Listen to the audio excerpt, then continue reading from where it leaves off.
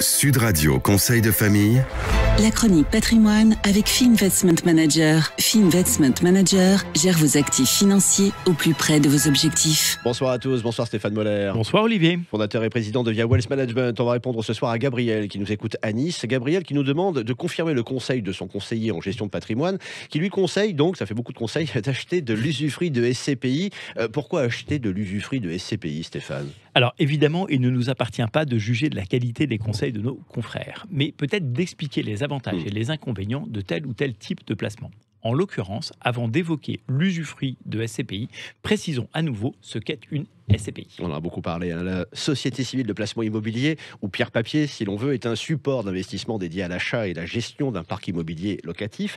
Et l'atout majeur de la SCPI réside dans le fait qu'il n'y a pas de contrainte de gestion pour l'investisseur, puisque c'est la société de gestion qui s'occupe de la gestion locative. La SCPI permet également à des investisseurs particuliers de devenir propriétaires d'actifs immobiliers professionnels comme les bureaux, les commerces, les maisons de retraite ou les crèches, pour des montants relativement faibles et surtout de mutualiser leurs risques avec d'autres investisseurs. Exactement. Ah mais j'étais là, j'ai tout suivi.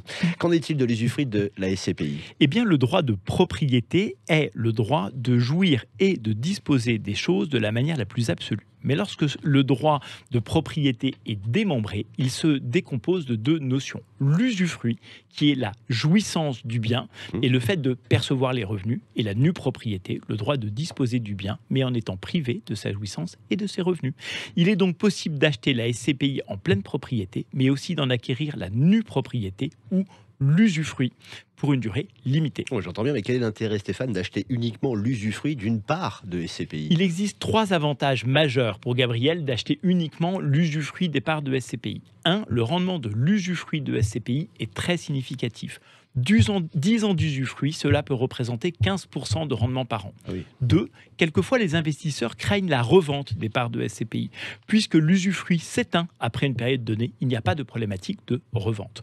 3. La dévalorisation du parc immobilier n'aurait que peu d'incidence sur les loyers perçus et donc il y a donc peu de risques à acquérir des parts de SCPI en usufruit. Ce sont des avantages considérables, mais quel est l'inconvénient ?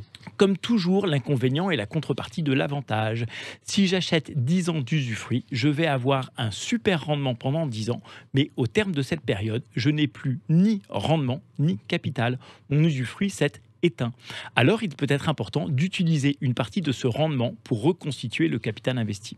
Et attention au frottement fiscal. Les revenus fonciers dégagés par les parts de SCPI peuvent être très fortement taxés. Donc, cela convient à des investisseurs disposant d'une réserve de déficit foncier importante. Ou qui auront mis en place des mécanismes pour neutraliser évidemment cette même fiscalité. Absolument. Un grand merci Stéphane, merci à vous Gabriel. Chronique à retrouver en podcast sur radio.fr. Nous on se retrouve demain. À demain Olivier. C'était Sud Radio Conseil de famille. La chronique patrimoine avec Finvestment Manager. Finvestment Manager gère vos actifs financiers au plus près de vos objectifs.